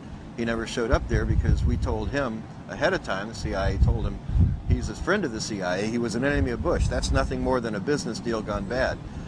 We let him know ahead of time that there was a contingency coming in to assassinate him, needed to get to a safe house. So he chose that particular church as a safe house. The Catholic Church. Catholic Church got cameras out there so that he was safe. And now the only one that's left is Bill Clinton. And did Bill Clinton take the $200 million, $100 million, whatever it was? He got a large portion of it, very large portion of it. However, you know, I'm going to tell you now, Bush is a very vindictive man. I don't think that Clinton's out of the water with it. You know, I think he's still in some hot water, and that could be a lot of the pressure that he's seeing today. It may be a little bit of a vendetta to get even. You never have to get even tomorrow, Ted. In the business that we're in, you never push for something to happen right away unless there's an operational need for that. Time is always on your side. Time down the road, whatever. You're talking about the Monica Lewinsky situation, right? Maybe that has something, maybe it doesn't. If you look historically, I know that I was told that Bush was going to leave bugs in the White House when he left. Why would he do that to another president unless he has a personal interest or personal vendetta there? The bugs in the White House, folks, don't mean electronic bugs. You know, the best bug in the world or the best information in the world is called human intelligence. So what you do is you take these career White House personnel and you put them in the White House, and they're listening and they're keeping track of everything that's going on. Well, it's hard to put an electronic device in the White House. If Starr thought that he could take Tripp or Lewinsky and put a bug on them and get them in the White House, all they'd end up was that person in prison for trying to bug someone in the White House. You don't get into the White House with a bug, but you get in there with a brain that can keep that intelligence in it and pass it on. That's how you get in, and that's how you bug the White House. So he always had constant information flowing to him from the White House, from career workers in the White House. You know, why did they all of a sudden throw these people out of the travel office? Perhaps they thought that maybe there was a little intelligence work going on there. Probably. Tripp. Clinton, yeah. Let's look at Tripp. She was taken out of there right after Vince Foster because she talked about it. Wham, she's out of the White House and into other areas. You know, there's a lot to be looked at that's just overlooked by the mainstream media because I'm told I have a pretty devious mind. Well, you know, it's because I worked for these guys and I know how they think. Chip, as far as Ollie North is concerned, you told me in one of the radio interviews I had with you that you had some recordings, audio recordings of a conversation in the back of an airplane. Was that with Ollie North or somebody else? No, that was with Mike Harari and a man named Raymond Buddy Young. That was actually presented at our SEPA briefing in Tampa, Florida to Judge Adams. The recording was presented. We have transcripts of that, and we've actually put them in the Tatum Chronicles. So now, when you say SEPA, you're talking about your hearing before the judge where you discuss classified information, right? Right. During the course, as we were leading up to the trial, there are certain filings that have to be done prior to a trial and hearings. And in April of 1996, just before the trial, the U.S. Attorney's Office gained information that perhaps I would attempt to disclose classified information from my previous work. So they filed a motion with the courts that required me to file a briefing, an actual brief, outlining any classified information that I would attempt to use in my defense. And then the judge rules on it whether or not you can use it. Then the judge rules on it. He had the decision that the judge has to make under the SEPA requirements is, first of all, is it classified in any way? Second, does it involve national security issues? So after being presented with that material, and it has to be done in declaration, under oath, the materials were provided to them. And let me tell you something, if anything I said in there was false, I would have been charged with perjury. There was never a perjury charge. The issues that were given to him were investigated. I was never charged with perjury or obstruction of justice, trying to say that this happened when it didn't. You know, that's an obstruction of justice charge. No charges like that ever came out. That's a pretty big issue. Was the judge sympathetic, you think, and objective? You know, Nancy talks about this judge being a terrible judge, but let me tell you something. It's obvious to me, working in the arena that I work in, He knew what was going on. He made the decisions that he made, so there would be no question at the appellate court that justice was not served. So actually, he probably was your friend then. He's the only reason that I can talk about it today. By him saying that this information was not classified and doesn't have to do with national security, the CIA can't come back on me. National security folks can't come back on me for talking about what I presented to that court at the time. Chip, let's go back, and we've talked about Ollie North, we've talked about George Bush, we talked a little bit about Clinton. Did Clinton, do you have any direct knowledge that Clinton had was aware of the drug operation coming into Arkansas? The direct knowledge is that Buddy Young was actually a advisor to Clinton. He was his chief of security, and he was one on board the aircraft, and he was sent there by Clinton to investigate the loss of monies that had been determined. Additional direct knowledge comes in the fact that one of the people called by Barr was the governor of Arkansas on that SATCOM. He called North, he called the vice president on this 24th of March conversation, and he called the governor of Arkansas and talked to him. So, and governor of Arkansas then was William Jefferson Clinton. So they were talking about the enterprise, about the lost monies. And additionally, in earlier years, when I was at Fort Campbell, Kentucky, I actually flew several missions carrying medical coolers again with money and drugs in it into Arkansas. Out of where, Fort Campbell? Out of Fort Campbell. It was delivered to us by the 324th Med Battalion. Out of the South America? Out of South America. They were operating in the South America in Honduras. It was flown by C-130 to Fort Campbell. It was marked medical supplies. Donor organs, this particular one was marked.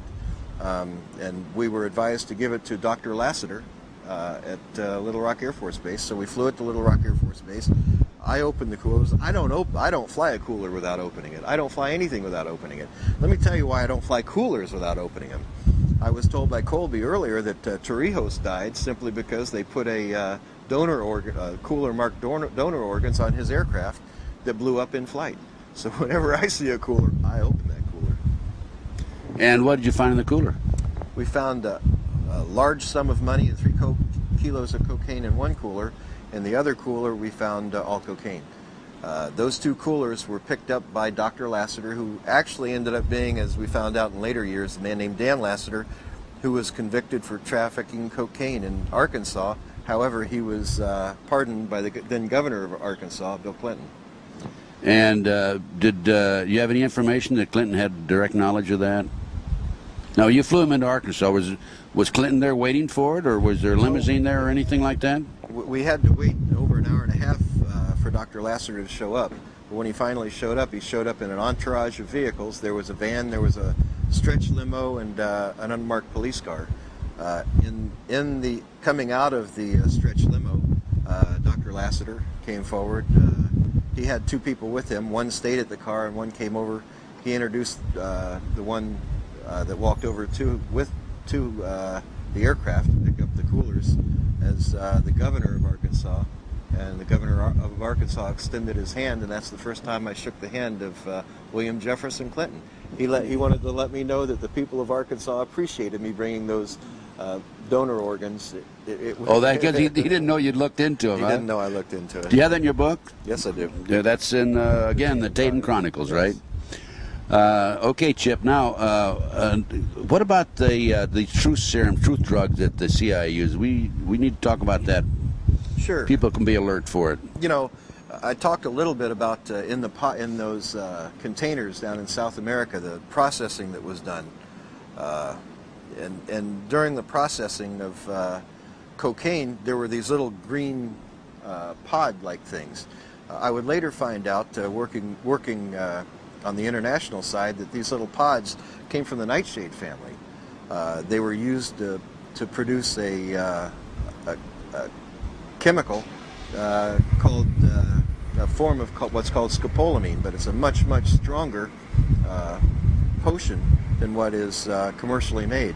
This stuff's made from the orange blossoming trumpet from the nightshade family, and we use it. We nicknamed it. It's called Burudenga, the voodoo drug. We use that to drug a target. We can put them under our complete power with a properly induced drug. They'll do whatever we ask them to do, and when the drug wears off, they won't remember anything that went on during the drugging. Used quite extensively. Used quite extensively. Used quite extensively, yeah. You know, every time I hear of an instance, to give you an example where an assassination is committed and someone comes forward and on the political side, now not just in a small town, but on the political side when there are political assassinations like Rabin. I was in prison at the time, but there's no doubt in my mind that was a Burundanga assassination. This kid apparently shot Rabin, went in and admitted to shooting him, and then 3 days later said he doesn't remember shooting him. He didn't remember ever signing any statement saying that that's Burundanga. You see that quite regularly, really. Oh yeah, don't you? And it's actually becoming epidemic proportions. We've used it for years in the CIA, but now it's out in the general populace. And in Colombia, a lot of the gangs have it now, have access to it, and they're using it to rob people of their bank accounts. And I mean, a guy will get hit with Burundanga, given a Coke that has Burundanga in it, take a drink of it, and next thing he knows, his bank account is empty, and he'd given it to this one of these drug gangs. And they give him instructions, tell him what to do, he does it, and then 3 days later he doesn't remember. They'll do anything. They'll shoot a person, they'll shoot themselves. They'll do anything they tell you tell them to do. What about drugs that the CIA uses to induce heart attacks and death? Those are usually two-part poisons, compounds, so that they're not connected to a poison. We can, to ensure that a person gets the first portion, we've gone in and, like in an embassy, in one part of the world, we would put it in a punch so that most of the people are dosed with the first part of the compound, and then you have about 3 weeks before the second part of the compound has to be given to the target, and then that's the first gets into the muscles and in the heart, and it'll show up only as a compound. Once the second comes in, it'll show up in the blood only as a compound, but it actually induces a heart attack. People actually die of a heart attack, and that's why the coroners always report these as heart attacks, because it's really a heart attack, and there's no poison that shows up. It would only be a compound in the body. Chip, is there any other particular areas you'd like to discuss before we conclude the interview? I don't think so, Ted. I think we covered it pretty well. We have said quite a bit. There was one other area I want to ask you about in conclusion then. What about Jupiter Island and the New World Order plans? In the 1980s, 1990s, I was tasked under the Terrorist Incident Working Group to a unit called the Operational Subgroups.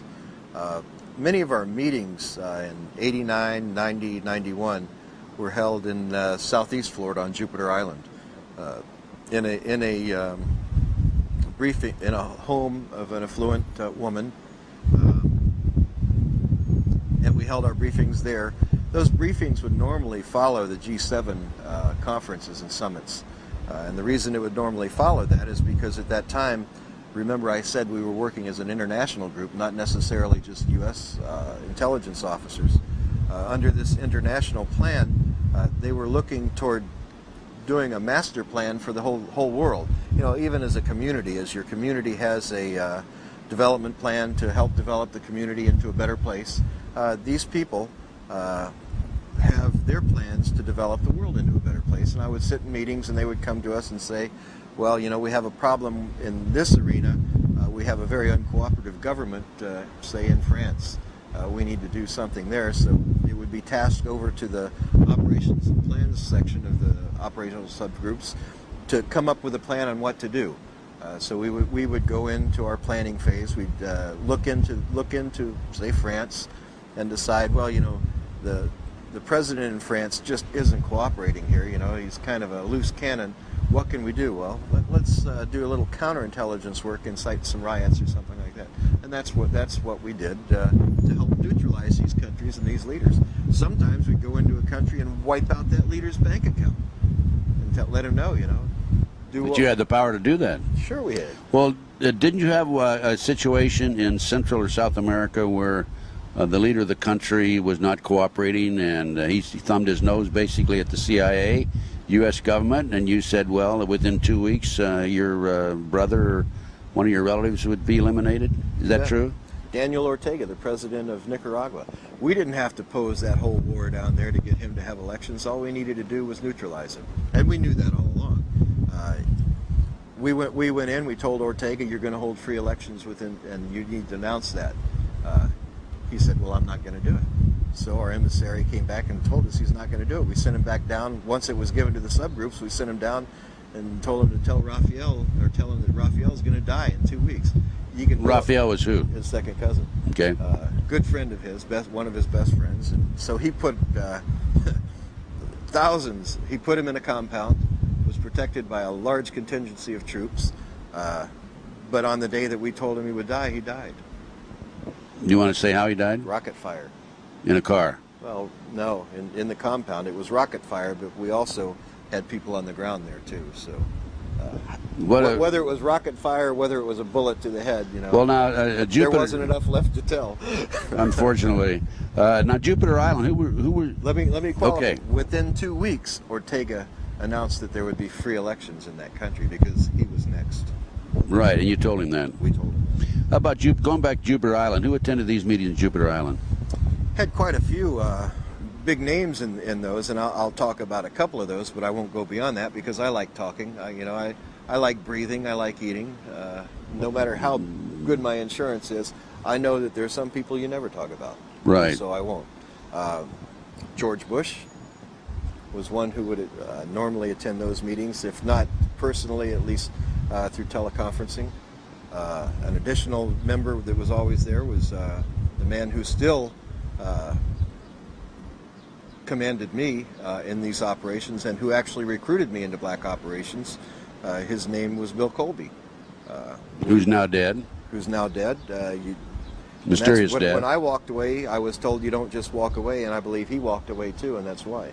Right, mysterious death. Another person who was there, who oversaw all of our finances, now runs the Judicial Oversight Committee in the William United Hyde? States Congress. Henry Hyde. Henry Hyde. Uncle Henry. Henry Hyde, U.S. Congressman from Illinois. That's the man. So you think you're going to get judicial parity? I don't think so. That reminds me, Chip. I have some other names I could run by you, but I won't put you on the spot, okay? I appreciate that, Ted. Let's see. He's a man. I'm not going to call him. I met him in the White House myself on one occasion. Not General Haig, but somebody else. Let's see. That was 1973 for me. I had another thought that I wanted to bring up, and I'll remember it down the road. Well, here. you had asked me earlier what I'm doing these days, and let me tell you what I'm doing. Being a spook by trade, you can't just walk away. You can't just give it up. And you asked me what I'm doing on your radio show. What are your plans? And right now, I'm working as the two-county coordinator for the American Red Cross. And the reason I'm working as a two-county coordinator in Florida for the American Red Cross is it gives me the opportunity to interface directly with probably one of the darkest organizations the United States has ever seen, and that's FEMA. Oh, we know about FEMA. So I've been able to effectively infiltrate FEMA. I'm the person who deals directly with them in all issues and sit in meetings with them. And little did they know that they had a spook in their midst. They know it now. Yeah, they know it now. I told them last week in my last meeting with them. Well, then you have some pretty good information, I think, don't you? I waited till I got what I needed, and then I put it on the website. I did a big article on the website, exposed what they have going, how they effectively hope to take over. The big thing with FEMA is if the United States ever goes in to martial law, which can be put in place any time now because of Clinton's recent filings under the National Security Executive Act. orders. Right. Since he's declared a national state of emergency already, all he has to do is have a nuclear, biological, or chemical threat active, and he can declare martial law. That's going to be pretty easy if he pushes Saddam into blowing up a biological, or if he shows the United States that there are people here, factions here, trying to do that, like they just tried to do with Harris. He can then effectively declare martial law. If he does that, though, the people who really take over the country and run things is FEMA. So you have to make sure, and I don't know that James E. Witt, current head of FEMA, is one who goes along with this plan. He just, you know, in sitting in our briefings and everything, he's just not one that's going to do it. So. Well, didn't they replace him, or aren't they replacing him? So quietly, last fall, they opened some offices in Washington at FEMA headquarters and brought their Region 6 administrator, a man named Raymond Buddy Young. Oh, we mentioned him earlier, right? Bill Security Clinton's officer. Security chief. That's right. Is taking over FEMA. Well, we'll see what happens in the future. Of course, we know FEMA is Federal Emergency Management Agency, and they have they take precedent over all law enforcement, federal and local, in the event of and military in the event of a national emergency. That's What a very clever plan devised by, that was originally set up by Bush, wasn't it? Yeah, it actually came from years ago, and if folks would ever want to go to the website and read that article, it's available there. It's called FEMA, the Dark Underbelly. What's your website? It's if they'll go to www.2.net and then just click on the Black Ops at the bottom of the page, they'll go right to the website. What about prison camps? You had information about prison camps. When we would fly cross country in Black Ops, in Special Ops, we would normally RO in at different areas. Nellis Air Force Base was one. A lot of military bases where they have large encampment areas that are built. We would RO in. We'd stay in those encampment areas. High security encampment areas. No cargo inside. And they aren't built for cargo. They aren't built to store things. They're built for people. What they intend on doing with that, I don't know, but they're in place. How many prison camps would you say? You know, I know of 5 or 6 that I saw. I also know that the United States Bureau of Prisons is in the process of acquiring land across the U.S. In Coleman, Florida. They just acquired 1,200 acres for a prison, and they don't need near that for a prison. That's a big area. Well, they already have a prison, federal prison in Coleman, Florida. Yeah, that's correct. There's a political prisoner there named Michael Reconnaissance, who I'm in contact with regularly. Right. Ex-agency also, by the way. Well, you know, in Texas, there are 8 prisons that have been built in recent years. They are staffed, but there's no inmates there. Is that the case in the prison camps that you were in? Yeah, they were staffed with security, you know, just skeleton crew security. But no inmates? No inmates, no. Watch out. Be careful. It's right around the corner, it looks like. And I don't prefer the word inmates. I prefer the name prisoners or convicts. If you're convicted, you're a convict. If you're not convicted, you're a prisoner. Is there anything else you want to mention about FEMA? No, I think that's about it. It's probably one of the darkest agencies that we have. Really, its power is, they have unbridled power to do anything. You know, it takes Congress right out of the act.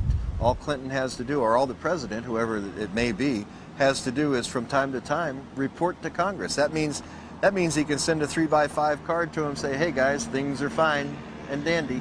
Come on back to work someday, but not today. What about Rothschild, Rockefeller? Do you have any connections there to CIA and some of the cool? Not the CIA. Rockefeller. Let me see. I keep forgetting about the mic. How about the Rockefeller, Rothschilds, and that bunch? Do you have anything that would tie them into the CIA operation, covert operation? Not CIA, but in Black Ops and when we talk about the G7 meetings and setting things in place, that the powerful families always have input to the politicians that they've placed in power. And so in that arena, it's very easily for them to get their own desires taken care of. On a number of occasions, we've done work for them. You're talking about Jupiter Island now? Yes. So they have representatives there?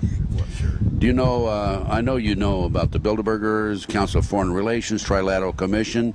Were the representatives of those organizations there? No, you know, when you talk about the Bilderbergers and G7, you're really talking about the same group of people, because the G7 are the politicians representing all these group of people. And, you know, some of these top politicians bring in their desires, and this is what we want to do, and, you know, Amschel Rothschild wants this done before he died, and it was done. And then Rupert Murdoch put out the word to 600 of his various news outlets and said, under no circumstances mention homicide, either natural causes or suicide. And, of course, they came out with he hung himself, and then the French police came along and said, wait a minute, it was murder, he was murdered. You remember that? Yeah. More control of the media. Hung himself on a towel rack in a hotel. Now, folks, how many people have you hung a wet towel on the towel rack and it fell out of the wall? Exactly. Kind of tough. That's right. Chip, there's a couple other areas I thought about. Okay. And they just come back to my memory now, because we've been skipping around now at the end. You mentioned on my radio show how you dealt with, we mentioned Henry Hyde earlier, how you dealt with some of your assignments financially. You want to go into that? You had an attorney in northern New York, and you could walk into certain banks, and on your signature you get $250,000 without any difficulty. Well, in the earlier years with the CIA, you know, all of us understand. I think a lot of us have seen the movie Air America, how the CIA would set up they're called proprietary companies. We learned early from those efforts that we could do that in the Black Ops arena also. Working for the operational subgroups, we would set up what's called proprietary companies. We have trusted attorneys across the nation and around the world that will set up these proprietary corporations as an everyday business, so that we can work an intelligence operation out of who knows, you may be sitting in the Xerox Corporation and it's not really, not that that's it. However, I will say the Wilson family was heavily involved with us in the upstate New York area, and that's the Xerox family, in seeing to funding. We would set up businesses to see that use as covers so that we could provide operations. In upstate New York, we did it because we were working that border area in Canada, bringing weapons and personnel across the border covertly. Into the Indian reservation? There, we use the Indian reservations on occasion because it's a federally protected area. But normally, I just fly low level under radar. It's a non-radar environment, practically. So I just bring personnel and equipment across as needed. You know, both ways. I take people out of the country and bring people into the country. What they did with those people, I don't know, but some of them were pretty top. Well, you know their identity too. Right. So you're talking about bringing foreigners in? Right. From other countries, of course, from Europe, et cetera, where they were secretly bringing them in. Where? Meetings in Washington? Sometimes we were bringing in some pretty famous criminals to meet with people too. Mafia? From overseas? From overseas. People that we thought were gone for years and years that we'd bring in for meetings. They're just in sanctuary somewhere. Let's go back to did I state it properly when I said on your signature you could pick up $250,000 cash? On my signature, $250,000. It was set up by an attorney out of Rochester, New York, who was a company man. Is he alive today, the attorney in Rochester, New York? Nope, he died. Heart attack? I don't know. But he's no longer with us. He shouldn't have had that punch. No, I will say, though, that he was ill, even when he was working with us. But I had a $250,000 line of credit. I could walk in, and the reason we had that is these missions, you know, they're not cheap. You have to hire your assets in, and I would have to pay men from $25,000 to $50,000 per mission to work for us, and that's how it was done. It was done with cash. You know, we don't no say paper trail. Where's your checking account? Here's your at the end of each month. They didn't get a what's it called, a pay stub showing them their withholding and everything. No, yeah, no IRS problem. At least that way, right? That's what I love about the media. You know, you read about black operations, and the media always wants to say, "Well, I want to see your pay stub from that." Well, these guys are just about brainless. I don't know any other way to say it. And now speaking of Henry Hyde, we talked about him earlier. He was the one that kept track of your $250,000 withdrawals. Well, he set up the account and got the line of credit for us. And he could do that because he was heavily involved in the banking industry.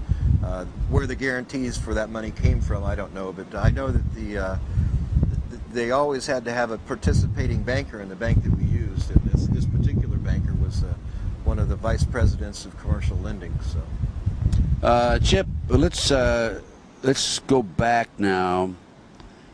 And you were asked to coordinate an operation against a fellow American at one point, and that's when you, according to your previous interviews with me on the radio, decided you had enough. Mm-hmm. Tell us about the meeting that you attended where you announced that. Well, you know, Ted, this was simply the final straw. I had been asked on numerous occasions to participate in operations against American citizens. From the time I joined the operations subgroups in '86, they targeted U.S. citizens, they targeted foreign citizens, And in the intelligence community, fair game for us, our targets were what we thought of as criminals, intelligence officers, and politicians around the world that we target to influence outcomes of certain things.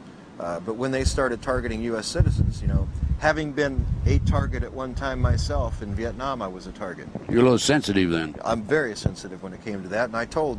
Not to mention when they targeted Nancy. Yeah, that's right.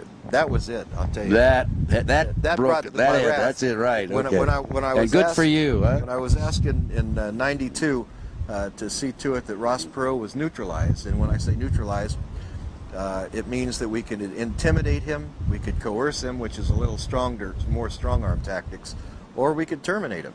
And the man who actually gave the order to do that was George Bush, the President of the United States. And this was in a meeting you attended. It was in Jupiter Island. He wanted Ross Perot neutralized. I went to a friend who's a federal officer.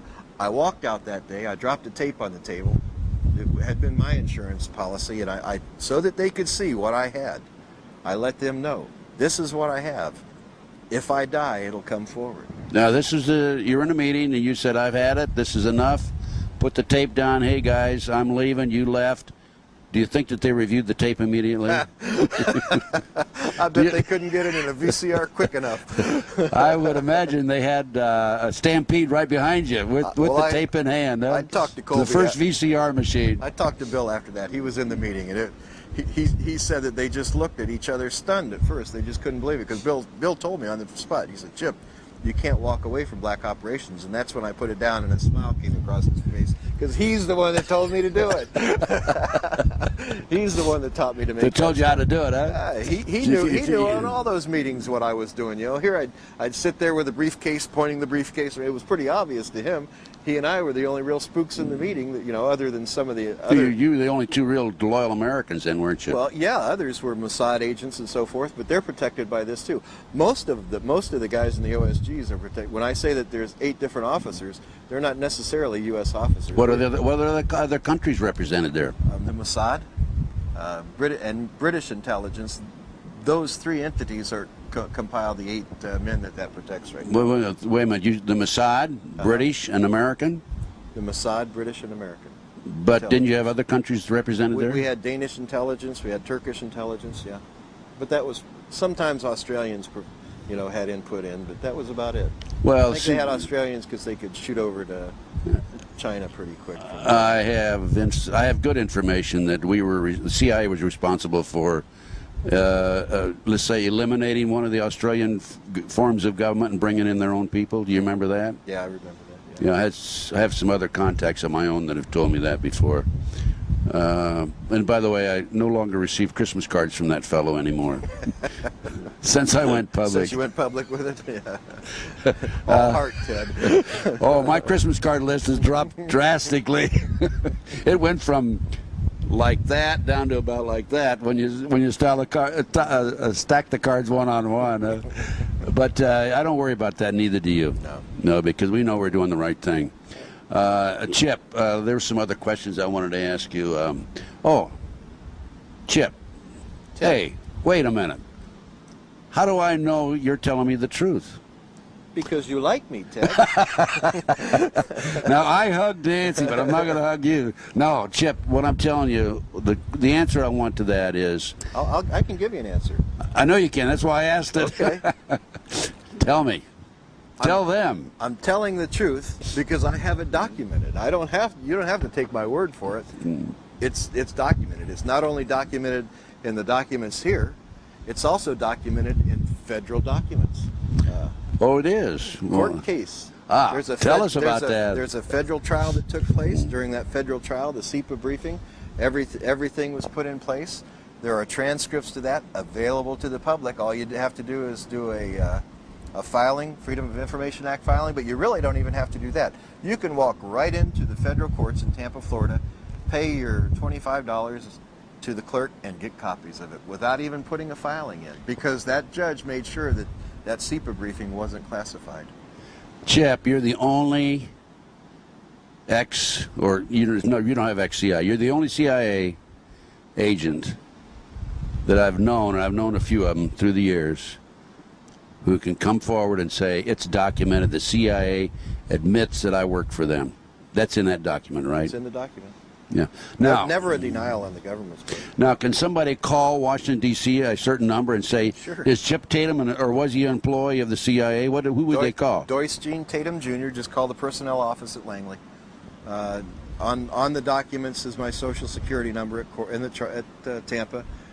You can get the Social Security number. You can actually get the case number from the court and use that and find out if I was an employee.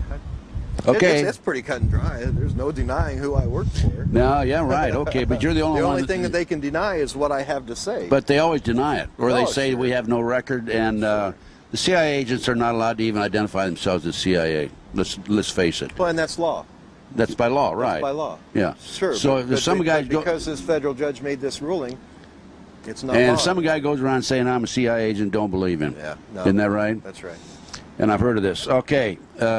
Before we discuss Nixon's darkest secret book, we've already talked about Tatum Chronicles. And Nixon's darkest secret is Operation Red Rock. Operation Red Rock, which we went in detail right in the beginning. You bet. Is there any other comments you want to make or anything else you want to discuss? Well, we've sent Operation Red Rock out to publishers around the United States, but there's some liability problems because I name the names, and these are pretty powerful guys. A couple of them are still alive, so it's difficult for them to do the publishing, so we've self-published. But the remarks that I get back from everyone, including Hollywood, is this is one of the best reads we've ever had. Oh, are you kidding? What a great movie. Exciting book. Yeah, what a great movie. So we do have someone who's willing to go forward with a movie on Operation Red Rock now, but we're going to have to fictionalize it a little bit so that there's not that liability. Are you going to have a movie of it? Yes. Oh, great. Yeah. There'll be a movie within the next couple of years, I'll say. Ah, great. Fantastic. And they can get that by calling our 1-800 number, 800-201-7892, and ask for extension 58. Just tell them you want Nixon's darkest secret or Operation Red Rock, same thing. That's one of the darkest secrets of Nixon's life, the fact that he ordered 13 American soldiers murdered. And, of course, they can also order the Tatum Chronicles. Those Tatum Chronicles got me charged with treason, Ted, and thrown in prison for 2 years. I think it's worth looking at if you people would like to order the Tatum Chronicles. Again, 1-800-201-7892. Make copies of the documents. Give them to the media. Challenge anybody. Show me where they're wrong. They can't do it. Okay, also, folks, you can purchase this video. I know you're looking at it right now, but if you want some for your friends, or your friends want to purchase this video, call 1-800-201-7892. Extension 58, and it's available. Just talk to the operators. They take MasterCard, Visa, and personal checks. And I will also make these available through my flyer and catalog and so forth. So we'll two-time them, Chip. You bet. Get it out around the world. That's right. Okay, listen. Congratulations, Chip. It's always a pleasure talking to you. We'll have another 26-hour interview on my radio show in the future. Okay. Every time I talk to this man, he comes out with some new information. But thanks for appearing on the mic and in front of the video. And God bless you. You're a great American. And I'm real proud to say that I know you and have really worked with you indirectly. Thanks. Let me say one last thing. Marine Recon all the way, boys. Yes. Thank you, Marine Recon. See you later, folks.